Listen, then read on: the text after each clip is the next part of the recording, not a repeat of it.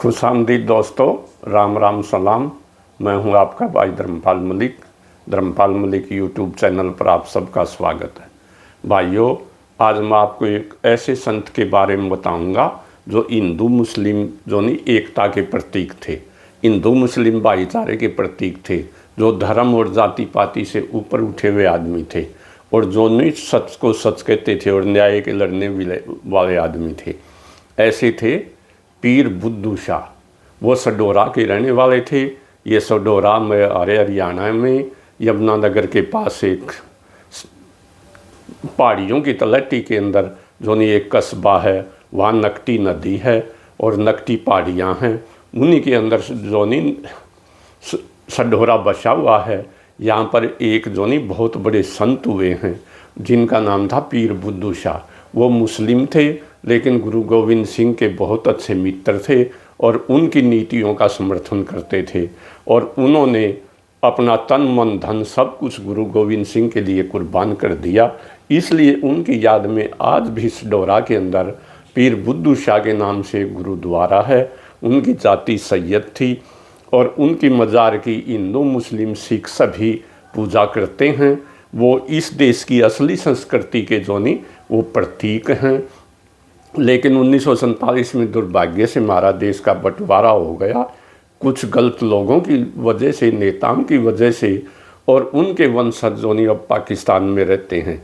लेकिन मेला हर वर्ष उनकी याद में आज भी मेला उर्स उनकी मज़ार के ऊपर लगता है। किसी ने ठीक ही कहा है, जिंदा जिस्म की कोई कदर नहीं, एक बार मज़ार बन जाने दो, उर्स लगा करेंगे। जिंदे जी उनकी भी कदर नहीं, कम कदर की समाज ने, मुसलमानों ने की, विशेष करके उन्होंने उसकी कदर नहीं की। लेकिन आज उनकी मज़ार के ऊपर सभी हिंदू मुस्लिम सिख ईसाई माथा टेकते हैं और उर्स होता, हर साल मेला लगता है। तो आज मैं आपको उन्हीं के बारे में बताऊंगा और ये हरिराम गुप्ता की किताब से वॉल्यूम नंबर 1 से मैंने उनकी जीवनी ली है और मैं तो आपको बताता हूँ। सैयद बुद्धू शाह वो अम्बाला ज़िले के सडोरा कस्बा का एक मुस्लिम फ़कीर था। वह सडोरा हिमालय की शिवालिक पहाड़ियों की तलहटी में नकटी नदी के किनारे बसा एक कस्बा है। इस इलाके के सभी हिंदू और मुस्लिम संत बुद्धू शाह का आदर करते थे और आज भी करते हैं। वह अपनी भक्ति और दया के लिए प्रसिद्ध था। पीर बुद्धू शाह का असली नाम बदरुद्दीन था। उसका जन्म 13 जून 1641 को सडोरा की एक धनी परिवार के अंदर हुआ था। बचपन से ही उसका झुकाव अध्यात्म और भगवान की भक्ति की ओर था। सांसारिक कार्यों में उसकी कोई रुचि नहीं थी। वह बहुत ही कम बोलता था, इसलिए लोग उसे बुद्धू कहते थे। उसकी जाति सैयद थी, अतः उसके नाम के साथ शाह भी जुड़ गया। जब वह बड़ा हुआ तो लोग उसे भगत समझने लगे और उसे पीर या फ़कीर कहने लगे और वह पीर बुद्धू शाह लोग उसे पीर बुद्धू शाह कहने लगे। जब वह 18 वर्ष का हुआ तो उसका विवाह जनरल सईद बेग, ये मुग़ल सेना के अंदर एक बहुत बड़ा अफसर था और बेग वैसे भी वो मुग़ल होते हैं। जब वह बड़ा 18 वर्ष का हुआ तो उसका विवाह जनरल सईद बेग की बहन नसीरा के साथ कर दिया गया। वह गांव बारली, जिला अम्बाला की रहने वाली थी। इससे उसे 4 बेटे पैदा हुए। मोहम्मद अशरफ, मोहम्मद बख्श, मोहम्मद शाह और मोहम्मद हुसैन, ये 4 बेटे पैदा हुए। और उसके चारों बेटे आगे कहानी में हमें पता लगेगा।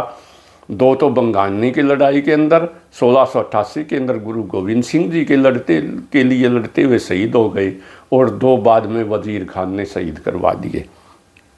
जब 11 नवंबर 1676 को दिल्ली में गुरु तेग बहादुर का सिर कलम कर दिया गया तो बहुत से मुस्लिम औरंगजेब की कट्टरता की नीति से खुश हुए, परंतु बुद्धू शाह अलग प्रवृत्ति का आदमी था। वह औरंगजेब की गलत नीति से दुखी हुआ और उसने इसको गलत बताया। वो गलत बात को गलत और ठीक को ठीक कहने वाले आदमी थे, न्यायप्रिय आदमी थे। जब गुरु गोविंद सिंह सिरमौर रियासत में पोंटा साहब में रहने लगे तो बुद्धू शाह गुरु जी से मिले और गुरु तेग बहादुर की घटना पर बड़ा दुख प्रकट किया। उसने गुरु जी से यह भी पूछा कि आदमी भगवान से कैसे मिल सकता है, तो गुरु जी ने उत्तर दिया, जैसे रात दिन से मिलती है। गुरुजी ने यह भी बताया कि जब सच्चाई का उदय होता है तो झूठ गायब हो जाती है। खुद का अहम आदमी और भगवान के बीच एक बाधा है, रुकावट है। जब अपना परिवार, धन, पावर, प्रेस्टीज और फेम के से आदमी ऊपर उठ जाता है तो खुदा मिल जाता है। गुरुजी ने यह भी बताया कि ईगो आदमी से नहीं छूटता है। गुरुजी ने बुद्धू शाह को यह भी बताया कि आदमी ने स्वयं को पूर्ण रूप से भगवान के हवाले कर देना चाहिए। ऐसा करने से उसे ज्ञान हो जाएगा। बुद्धू शाह ने बालक गुरु की प्रशंसा की। पोंटा साहब में डेरा डालने के बाद गुरुजी ने अपने सिपाहियों को इकट्ठा करना शुरू कर दिया। मैदानी इलाके के नौजवान गुरुजी की सेना में भर्ती होने लगे। जगाधरी तहसील के गांव दामला के 5 पठान लीडर थे। वो जोनी मिशनरी थे, पैसे लेकर जोनी लड़ते थे, जिनमें से प्रत्येक के पास लगभग 100 आदमी की टुकड़ी थी। वे प्रोफेशनल सोल्जर थे और पैसे लेकर लड़ते थे। बुद्धू शाह ने उन्हें गुरुजी से मिलवा दिया और वे गुरुजी की सेना में शामिल हो गए। प्रत्येक सरदार को 5 रुपये महीना और सैनिक को 1 रुपये महीना दिया गया। वे बुद्धू शाह के अनुयायी थे और बुद्धू शाह के कहने पर ही गुरुजी ने अपनी फोर्सेज में, अपनी सेना में उनको शामिल किया था। कुछ दिन के बाद गुरुजी में और गढ़वाल के राजा फतेह शाह के बीच झगड़ा हो गया। झगड़े का असली कारण बिलासपुर का राजा भीमचंद था। वह गुरुजी का कट्टर विरोधी था। उसके गुरुजी से कई झड़पें हो चुकी थी, परंतु गुरुजी ने उसे भगा दिया था। अक्टूबर 1688 में राजा भीमचंद अपने बेटे का विवाह गढ़वाल के राजा फतेह शाह की पुत्री के साथ करने आया हुआ था। इस अवसर पर कई अन्य राजा भी अपनी अपनी सेना की टुकड़ियों के साथ आए हुए थे। उन सभी ने गुरु के साथ लड़ाई करने और उसे वहाँ से भगाने का फैसला कर लिया, क्योंकि गुरुजी ने कास्टलेस सोसाइटी, गुरुजी जाति पाति धर्म की दीवारों से, इलाके से, भाषा से, हर चीज़ से ऊपर उठे हुए आदमी थे। वो सच्चे भगत और सेकुलर आदमी थे, सभी धर्मों की इज्जत करते थे। क्योंकि गुरुजी ने कास्टलेस सोसाइटी बनाने का फैसला कर लिया था और वह शूद्रों को राजपूतों के बराबर समझता था। उन्हें यह मालूम था कि 500 पठानों को छोड़कर गुरुजी के सभी सैनिक अनट्रेंड हैं। उन्होंने इन पठानों को ज़्यादा पैसे देने का लालच देकर और यह कहकर कि गुरुजी की लूटी हुई संपत्ति उनकी होगी, उन्हें अपनी ओर मिला लिया। लड़ाई से कुछ दिन पहले वे पठान गुरुजी को छोड़कर राजाओं से जा मिले। गुरुजी को इस धोखे का बड़ा दुख हुआ। बुद्धू शाह के पास संदेशा भेजा गया कि आपके पठान सही वक्त पर धोखा दे गए हैं। पीर जी ने अपने अनुयायियों को इकट्ठा किया और देखते ही देखते उसके 700 अनुयायी इकट्ठे हो गए। बुद्धू शाह ने अपने 2 पुत्रों और 2 भाइयों के नेतृत्व में इनको सडोरा से गुरुजी के पास पोंटा साहब भेजा, इन 700 आदमियों को, जिसमें गुरुजी के 2 बेटे और 2 भाई भी शामिल थे। वो रिसालदार थे, उनको 150 रुपये महीना मिलते थे और सैनिकों को 30 रुपये महीना दिए गए। पीर बुद्धू शाह के पुत्रों और भाइयों को रिसालदार बनाया गया और 150 रुपये महीना वेतन दिया गया और सिपाहियों को 30 रुपये महीना दिया गया। पोंटा से 10 किलोमीटर दूर बंगानी के दोनों सेनाओं में लड़ाई हुई। यमुना नदी की एक सहायक नदी गिरी के किनारे लड़ाई हुई। इस लड़ाई में बुद्धू शाह के 2 पुत्र मोहम्मद अशरफ और मोहम्मद शाह और उसके भाई बूरे शाह शहीद हो गए। उसके बहुत आदमी भी शहीद हो गए, परंतु गुरुजी की बुद्धू शाह की मदद से यह लड़ाई जीत गए। गुरुजी बुद्धू शाह के नुकसान से बहुत दुखी हुए। उन्होंने बुद्धू शाह को आशीर्वाद दिया और एक चादर भी भेंट की। गुरुजी स्वयं बीबी नसीरा के पास सढौरा आया और दुख प्रकट किया और बीबी जी को समझा कि विधाता की यही मर्जी थी, आपके 2 बेटे भगवान को प्यारे हो गए। उन्होंने गुरुजी के लिए अपनी शहादत दे दी। वो न्याय के लिए लड़ते हुए शहीद हुए हैं, इसलिए सीधे जन्नत में जाएंगे। पीर बुद्धू शाह का साला सईद बेग मुग़ल फौज में अफसर था। सन 1702 में जब मुग़ल सेना की एक टुकड़ी लाहौर से दिल्ली जा रही थी तो सरहिंद के स्थान पर बिलासपुर का राजा भीमचंद इस टुकड़ी के अफसर अलीफ खान से मिला और 1000 रुपये प्रतिदिन का खर्च देकर गुरुजी पर आक्रमण करने के लिए कहा। अलीफ खान मान गया। इस टुकड़ी का दीप्ति शहीद खान था, जो कि पीर जी का साला था। शहीद खान ने अलीफ खान को समझाया भीमचंद मूर्ति पूजक है और गुरुजी मूर्ति पूजा का विरोध करते हैं, और हम मुसलमान भी मूर्ति पूजा का विरोध करते हैं। गुरुजी ठीक हैं, अतः में गुरुजी पर आक्रमण नहीं करना चाहिए।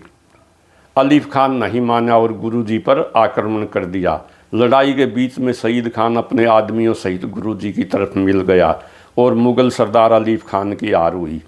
सईद खान गुरुजी के पास रहा और बाद में एक लड़ाई में गुरुजी के लिए लड़ते हुए ही शहीद हो गया। ध्यान नोट करने वाली बात यह है कि वह मुग़ल था और मुग़लों के खिलाफ लड़ता हुआ ही शहीद हुआ था। बंगानी की लड़ाई की तरफ मुग़लों ने कोई ध्यान नहीं दिया, क्योंकि यह काफिरों के बीच एक युद्ध था। हिमाचल के राजपूत राजाओं और गुरुजी के बीच में ये 1688 में एक लड़ाई हुई थी। मुसलमानों की मौत की तरफ भी कोई ध्यान नहीं दिया, क्योंकि वे सूफी संत बुद्धू शाह के आदमी थे और मुग़ल भी उसे पसंद नहीं करते थे। बुद्धू शाह की तरफ 16 वर्ष बाद ध्यान दिया गया, जब गुरु गोविंद सिंह चमकौर साहब की लड़ाई में हार गए और सर हिंद का गवर्नर वजीर खान उन्हें पकड़ने में असफल रहा, तो वजीर का गुस्सा पीर बुद्धू शाह पर उतरा। सढौरा शहीद सर हिंद सरकार के नीचे आता था। वजीर खान ने सढौरा के दरोगा उस्मान खान को पीर और उसके परिवार को बर्बाद करने का आदेश दिया। वे सभी 21 मार्च 1705 को पीर और उसका परिवार बड़ी बेरहमी से मार दिए गए। बाद में पीर साहब की मज़ारी हिंदू मुस्लिम और सिखों के लिए एक पूजा स्थल बन गई। पीर शाह एक हिंदू मुस्लिम भाईचारे की जीती जागती मिसाल हैं। वह धर्म और जाति के बंधनों से ऊपर उठे हुए थे। सन 1947 तक उनके वंशजों को होली स्टेटस प्राप्त था, परंतु 1947 में यह परिवार पाकिस्तान चला गया। भाइयों, ये थी मोटी मोटी बातें पीर बुद्धू शाह के बारे में। ये हमारी भारतीय संस्कृति एक यमुना और गंगा तहजीब रहे यहाँ, यानी सभी धर्मों की यहाँ इज्जत की जाती है, सभी धर्मों का आपस में भाईचारा रहा है और सभी जातियाँ आपस में मिलकर रही हैं। ये 36 जातियों का हमारे समाज में कई जाति है, प्रोफेशन धंधों के आधार पर जातियाँ बनी थी, और ये 36 जातियों का हमारा समाज एक गुलदस्ता था। वैसे तो जातियाँ अनेक हैं, लेकिन हरियाणा में कहा जाता है 36 जाति का भाईचारा, और गुलदस्ता हमेशा फूल से बेहतर होता है। लेकिन अंग्रेज़ों ने जो नहीं इस हमारे तारीख को भी हिंदू हिस्ट्री और मुस्लिम हिस्ट्री बना दिया, जबकि वो यहाँ 200 साल तक राज करते रहे और वो ईसाई थे, क्रिश्चियन थे, लेकिन उन्होंने कहीं भी इसे क्रिश्चियन हिस्ट्री नहीं लिखा। तो ये सब अंग्रेज़ों की पैदा कोई बदमाशी थी। कुछ लोग उनके पिट्ठू थे, वो बड़े बड़े जागीरदार थे, इंग्लैंड रिटर्न थे, जिन्ना जैसे लोग, और उन्होंने ही इस देश का बंटवारा करवा दिया और लोगों को अपने घर बार छोड़कर पाकिस्तान जाना पड़ा। इसलिए भाइयों, आदमी को जो नहीं घटनाओं से सबक लेना चाहिए। हमें ये सबक लेना चाहिए। 1947 में बंटवारे में लोगों के 1.5 करोड़ लोगों के घर छूट गए इसी पंजाब में, और जो नहीं 10 लाख लोग मारे गए, 1 लाख बहनों की इज्जत खराब कर दी गई। तो हमें आपस में भाईचारा बनाकर रखना चाहिए। ये डिवाइड एंड रूल नेताओं का काम है, और हमें नेताओं की करतूतों से, जो इस समाज को धर्म के नाम पर तोड़ते हैं, जाति के नाम पर तोड़ते हैं, उससे बचकर रहना चाहिए और भाईचारा बना के रखना चाहिए। यही था आज की वीडियो का संदेश। अगर आपको पसंद आए तो इसे लाइक करना, शेयर करना, चैनल को सब्सक्राइब करना। धन्यवाद। जय हरियाणा, जय हरियाणवी। Thank you.